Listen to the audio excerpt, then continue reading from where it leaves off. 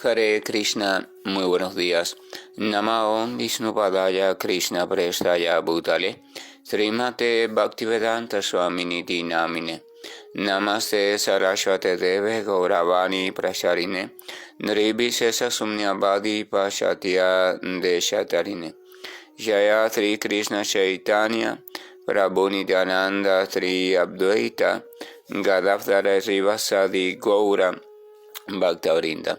Hare Krishna, Krishna Krishna, Hare Hare, Hare Rama, Rama Rama, Hare Hare. Hare Krishna reiterados. Vamos a continuar con las lecturas y propuestas de reflexiones sobre los siempre maravillosos y trascendentales textos del Srimad Bhagavatam. Estábamos en un punto crucial donde Yudhishthira, al darse cuenta de la inminente degradación de la situación del mundo, así como también de la partida del Señor Krishna, ha tomado la decisión de que ya no tiene nada más que hacer en el desempeño material, o sea, ya no tiene nada más que hacer en este mundo. Y por tanto lo que tiene que hacer es irse preparando de la forma más adecuada posible para partir, o sea, para regresar a casa. Y entonces para eso dejó todo listo socialmente, también se preparó, se acondicionó internamente y se transformó en alguien o adoptó una postura de perfecto renunciante y partió hacia el norte, hacia los Himalayas, siguiendo la tradición y la costumbre de sus antepasados y sin realizar prácticamente ninguna actividad externa. Parecía, dice en la escritura, como un tonto que vagaba de un lugar a otro, sordo, mudo, con el cabello todo desaliñado y suelto, con ropa raída, ¿verdad? Entonces, el texto número 45 comienza diciendo: los hermanos menores de Maharaj Yudhishthira observaron que la era de Kali ya había llegado a todas partes del mundo y que los ciudadanos del reino ya estaban afectados por la práctica irreligiosa. En consecuencia, decidieron seguir los pasos de su hermano mayor. Entonces aquí dice lo que hicieron los hermanos menores de Yudhishthira. Yudhishthira marcó el camino, Yudhishthira fue el primero, Yudhishthira dio el ejemplo. Entonces los hermanos menores quizás se quedaron un poco confundidos, ¿no? Quizás no entendían bien todavía. Y ellos se quedaron un poco rezagados en ese sentido, pero se pusieron a reflexionar en la situación. Observaron que en verdad la situación del mundo estaba empeorando y que el pronóstico no era favorable. Entonces decidieron que no estaba siendo ya un buen lugar para existir. Es muy difícil aquel que quiera en verdad mantenerse en una posición lo más cercana a Dios y en una posición de conductas favorables o conductas que le resulten aceptables o agradables al Señor. Es muy difícil mantenerse viviendo o existiendo en una situación donde las condiciones sean cada vez más desfavorables. Esto de condiciones desfavorables no se trata simplemente de condiciones materiales, mayor o menor riqueza, sino que se trata de los valores. O sea, cuando los valores degradantes están predominando en la sociedad, entonces la sociedad se convierte literalmente en un desastre. De hecho, cuando los valores degradantes comienzan a predominar en una familia, o cuando los valores degradantes comienzan a predominar en una persona, la vida de esa persona, la vida de esa familia se vuelve desastrosa. A los ojos de ellos o a los ojos de otro que esté degradado, todo está bien, no hay problema, al contrario, dicen, mira ahora qué felices somos. Qué felices somos sin tener que seguir ninguna regla, ninguna dirección, ningún tipo de consejo. Qué felices somos cuando podemos hacer lo que querramos, ¿verdad? Ese es el pensamiento tonto del ignorante. Ahora puedo hacer lo que quiera. Porque el ignorante confunde la ignorancia con libertad. La ignorancia no significa libertad, sino que simplemente significa inconsciencia de la esclavitud. Eres el más esclavo de todos los esclavos, lo único que no eres consciente de ello, y por eso crees que eres libre. Libertad significa plena conciencia de tu posición, y en virtud de esa conciencia entonces tomas una postura libre, o sea, con plena voluntad, pleno uso o plena capacidad consciente. Pero el esclavo no, el esclavo es arrastrado, está siendo arrastrado por un sinnúmero de tendencias, pero él no se da cuenta. Eso es ignorancia, es la situación más terrible de todas las situaciones. El ser humano o el cuerpo maquinaria conocida como ser humano está diseñada específicamente para que pueda desarrollar o pueda reflejar a través de ella lo que conocemos como conciencia, y esa conciencia pueda ser reflejada del modo más armónico posible. Y pueda, por tanto, la criatura hacer uso de ese estado plenamente consciente, tanto de su identidad real, así como también de la identidad del Señor y de la relación potencial que existe entre ambos, y se dedique a cultivar dicha relación. Ese es el fin y esa es la meta de la práctica o del camino de autorrealización. Si no se encamina en esa dirección y se encamina hacia la dirección de supuesta libertad ignorante, entonces debe saberse que está yendo el ser humano en la dirección equivocada, e incluso no solamente equivocada, sino completamente opuesta. Y las consecuencias inevitablemente van a ser lamentables y desastrosas. Entonces los hermanos menores de Yudhishthira, el santo rey de los Pándavas, se percataron de que lo que su hermano había hecho era lo más adecuado. Ellos vieron que la situación del mundo, la situación del reino, la situación de todos estaba degradando cada vez más, y que esa degradación era inevitable, estaba en crecimiento y en expansión. Y entonces aquí hay una frase muy buena, porque dice que ellos observaron que todos los ciudadanos ya estaban afectados por la práctica irreligiosa. No vamos a confundir el término religión con el término doctrinal, o sea, el término de doctrina o práctica específico. Vamos a ir a la raíz de la palabra, o sea, cuando vamos a la palabra dharma, una de sus acepciones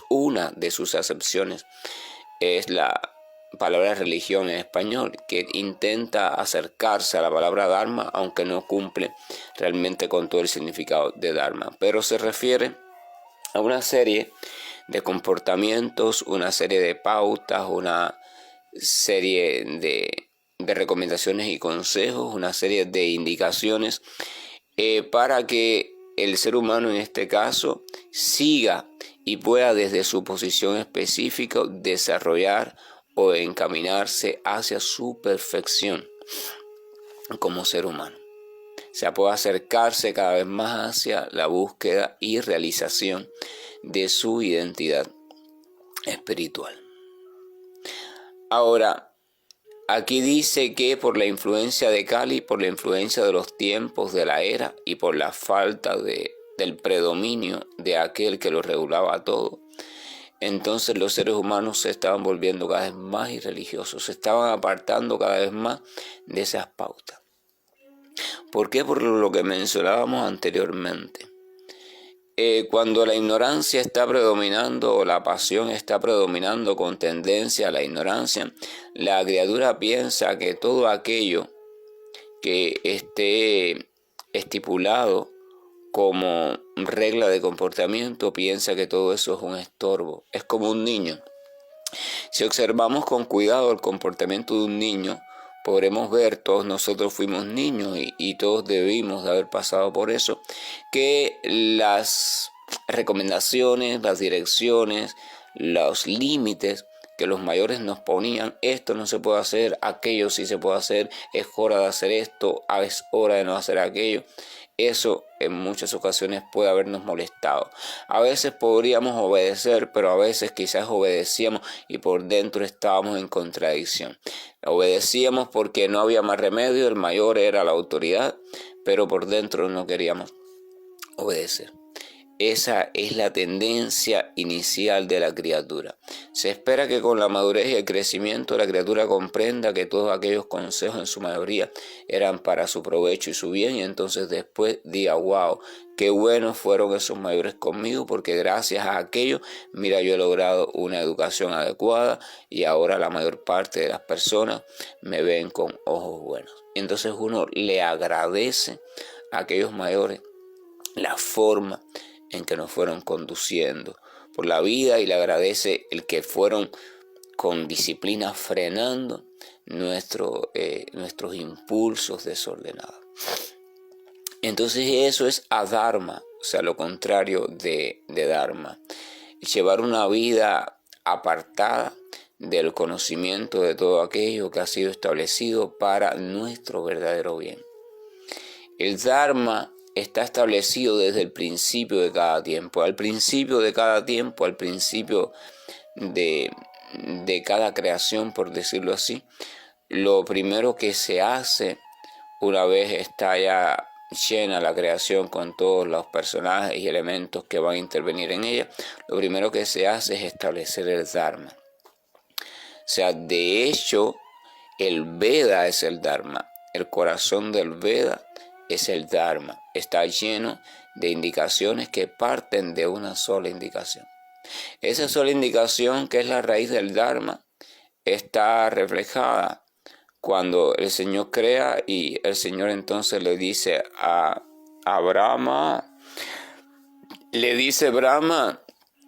la cuestión es esta: en todo lugar, en toda circunstancia y en todo tiempo, mantente en mi presencia. Aquel que quiera avanzar en el buen sentido debe, bajo toda circunstancia, en todo tiempo, en todo lugar, simplemente estar en la constante búsqueda de mí, vivir en una actitud de deseo de encontrarme. Ese es el núcleo de el dharma. Por eso hay una frase que dice, que es el centro también de todas las indicaciones: Sravanam, Smaranam, Kirtana, Vishnu. Sravana, o sea, dedícate a escuchar; Smaranam, dedícate a recordar; Kirtana, dedícate a glorificar Vishnu, al Señor Supremo. Ese es el principio, ese debería ser el centro práctico de la existencia de todo ser humano.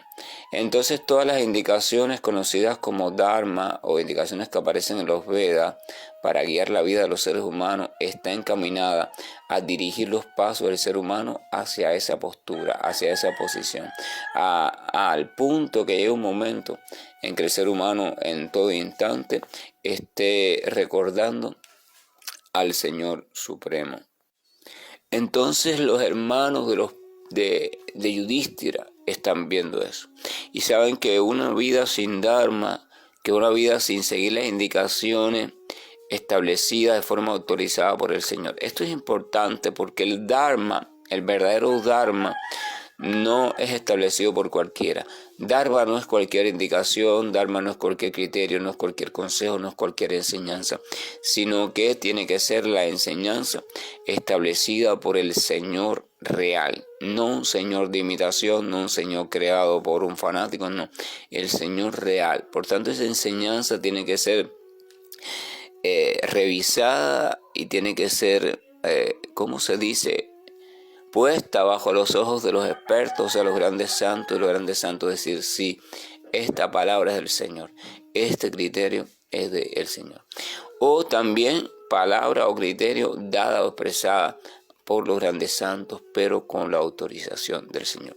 El Dharma no es una cuestión de invención humana, es una cuestión de procedencia divina, Por tanto, solo puede ser interpretado adecuadamente, solo puede ser aplicado adecuadamente, solo puede ser incluso modificado o adaptado adecuadamente por personas santas también.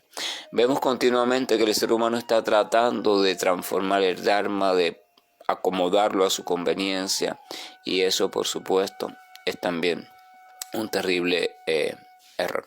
Entonces los hermanos de Yudhishthira vieron esa situación y ¿qué hicieron? Vamos a continuar. Dice que ellos decidieron seguir los pasos de su hermano mayor. Decidieron hacer lo mismo, dejar todo en orden acá, abandonar vida familiar, prepararse internamente, asumir una imagen de simpleza externa, aislarse lo más posible del entretenimiento de los sentidos materiales e ir hacia el norte. El texto 46 dice: todos ellos habían puesto en práctica todos los principios de la religión, y como resultado de ello decidieron con propiedad que los pies de loto del Señor Sri Krishna son la meta suprema de todas las metas. Por tanto, ellos meditaron en sus pies sin interrupción. O sea, ellos, como habían llevado una vida virtuosa, una vida siguiendo al Dharma constantemente, tenían una mente clara, tenían una inteligencia clara y pudieron concluir con facilidad que la meta de la existencia humana es llegar a poder dedicar la atención por completo a los pies del Señor, o sea, sentirse en la presencia y al servicio total del Señor, un servicio amoroso y no un servicio interesado, no para obtener ningún bien, ningún fin, sino por un sentimiento de genuino amor que habían cultivado y desarrollado durante su vida y su relación afectiva con Krishna. Y a eso se dedicaron, prepararon todas las cuestiones para poderse dedicar constantemente a la meditación en los pies del loto del Señor Supremo. Aquí está el objeto perfecto de meditación. El objeto perfecto de meditación es el Señor. Pero ese Señor tiene varias, ¿cómo se dice?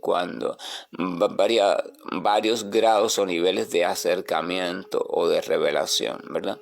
Comienza como algo muy lejano, como la verdad absoluta, como el Espíritu Supremo, como esto, hasta que se va personificando, se va haciendo claramente un elemento definido. Y entonces ese elemento definido, lleno de cualidades, actividades, nombre maravilloso, sonrisas, sentimientos, intercambios amorosos. Y en ese objeto definido, en ese sujeto definido, es que el devoto puro, desde un enfoque totalmente personalista, concibiendo al Señor como una persona, la más perfecta y original de todas las personalidades, se dedica a la reflexión en Él. Continúa diciendo: así pues, mediante la conciencia pura, producto del recuerdo devocional constante, ellos llegaron al plano conocido como cielo espiritual, el cual está regido por el Señor en la forma de el Narayana Supremo, el Señor Krishna. Eso lo logran únicamente aquellos que sin desviación meditan en el único Señor Supremo. A esa morada del Señor Sri Krishna, conocida también en sánscrito como Goloka Vrindavan, no pueden llegar las personas que estén absortas en la concepción material de la vida. Pero los Pándavas, estando completamente limpios de toda contaminación material, llegaron a esa morada en sus propios cuerpos. Texto muy lleno de información. Vamos a andarlo con un poquito de cuidado. Dice: así pues, mediante la conciencia pura, producto del recuerdo devocional constante. Dice que mediante la conciencia pura, o sea, los hermanos de Yudhishthira también se ubicaron en el estado de conciencia pura, conocido en sánscrito como Vasudeva, ese estado donde simplemente se percibe al ser y únicamente al ser, y se ha liberado la criatura de su ilusión de identificación con la energía material y todos sus derivados. Dice que ellos estaban ubicados en esa conciencia pura, producto del recuerdo devocional constante. ¿Cómo es que llegaron allí? cómo es que se ubicaron en el estado de pura conciencia. Dice que mediante el recuerdo devocional constante, el amoroso recuerdo de Krishna, recordando constantemente por diferentes tipos de vía, o sea, entre la escucha, el recuerdo, las oraciones, siempre recordando al Señor Supremo, viviendo y reviviendo los sentimientos que habían cultivado hacia Él. Ese recuerdo constante entonces se muestra aquí como la vía perfecta para purificar la conciencia, para situarnos en el estado de pura conciencia, alejado de toda concepción material. No es una cosa de un día, porque nadie puede recordar constantemente al Señor Supremo. Eso solamente sucede cuando ya la purificación está avanzando o avanzada.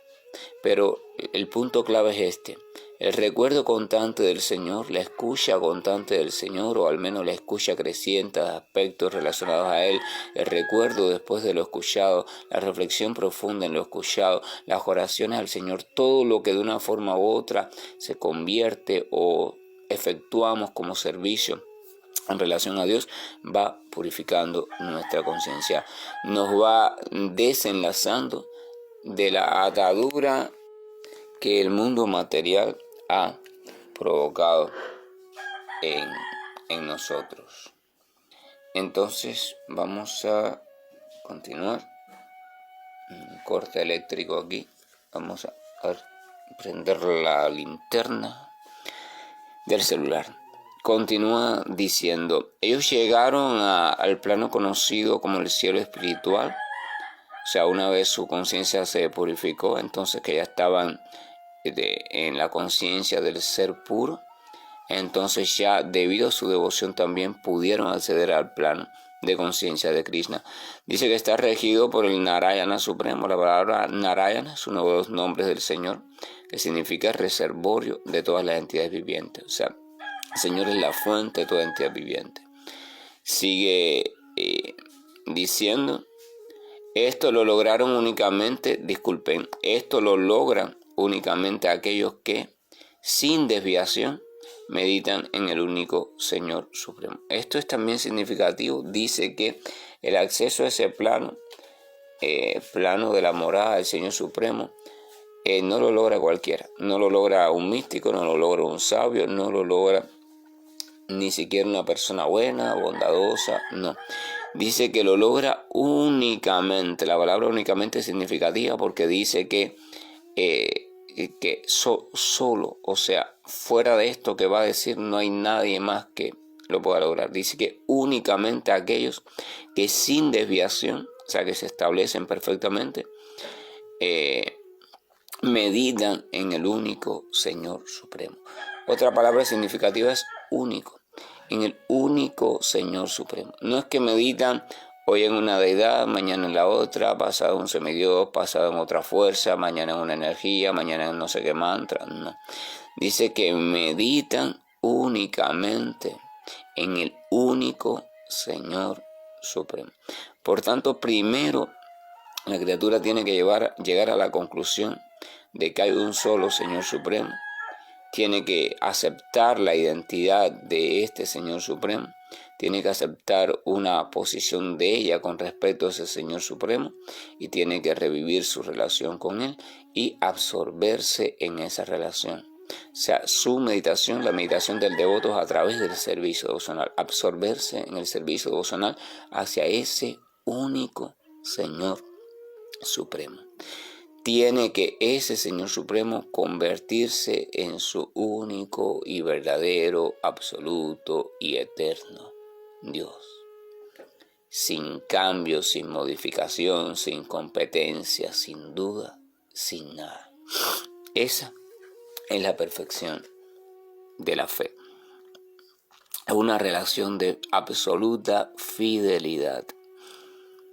Dice: a esta morada del Señor Krishna, conocida en sánscrito como Goloka Vrindavan, No pueden llegar las personas que estén absortas en la concepción material de la vida. Entonces se establece otro criterio. Mientras haya el más mínimo granito de identificación o de atadura a concepciones materiales de la existencia o elementos relacionados con la concepción material de la existencia, no se puede arribar al plano de perfecta conciencia de Krishna o de perfecta conciencia de Dios. Continúa diciendo, pero los Pándavas, estando completamente limpios de toda contaminación material, llegaron a esa morada en sus propios cuerpos. Una persona podría preguntarse cómo es que los Pándavas accedieron a la morada del Señor Supremo en sus propios cuerpos materiales. Esto es una cuestión delicada. Primero, el texto no dice sus propios cuerpos materiales, pero el texto dice en sus propios cuerpos. ¿Cómo es que no van a ser materiales? Y esto es significativo. El devoto puro del Señor, en su estado de perfección amorosa hacia el Señor, donde todas las actividades que realiza son completamente de servicio devocional, o sea, son actividades completamente espirituales, aunque las realice desde su mismo cuerpo en apariencia, en verdad ya no se puede decir que tiene un cuerpo material. Tiene un cuerpo completamente espiritual. No se pueden realizar actividades espirituales desde un cuerpo material. Las actividades espirituales solamente son realizables de verdad, porque uno puede creer que está realizando una actividad espiritual, pero la actividad espiritual verdadera únicamente es realizable una vez cultivado el cuerpo espiritual verdadero. Por tanto, si los Pándavas estaban en constante actividad de servicio amoroso al Señor, con tanta actividad espiritual, eso significa que ya tenía un perfecto cuerpo espiritual. Su cuerpo ya no era material, aunque en apariencia lo era, su sustancia, su ubicación era completamente espiritual. Por tanto, por eso es que en ese mismo cuerpo, con esa misma forma, con esa misma figura, con esa misma cualidad, es que ellos accedieron a la morada suprema del Señor. Por eso también en la tradición cristiana Pablo habla de que algunos, o sea, lo que se llaman los cristianos consumados, los cristianos ungidos, de que algunos podrán acceder al reino de Dios en sus propios cuerpos, de que no pasarán por transformación de la muerte, no quedarán en el sueño de la muerte, sino que pasarán de la vida a la vida en el reino de Dios sin transformación alguna. ¿Por qué? Porque en su vida como tal, en la vida terrenal, llevaron las cosas de tal modo que fueron capaces de, antes de que la muerte llegara, entregarse por completo al servicio del Señor, absolutamente, y en virtud de ello purificar todo tipo de identificación con la concepción material de la existencia. Cuando eso sucede, ya no queda ni el más mínimo vestigio de cuestión material, ni hay, por supuesto, semilla de reacciones anteriores pecaminosas, porque ya todo fue consumido por el fuego de la devoción pura. Entonces, que esa figura que hay ahí es una figura, por decirle figura, completamente espiritual. No es afectada por la muerte, no es afectada por nada, es permanente, y en virtud de ella y consciente de ella, entonces puede esa criatura trascender sin cambio alguno. Es un tema profundo donde todo gira en torno a la relación con Dios y al servicio devocional a Dios.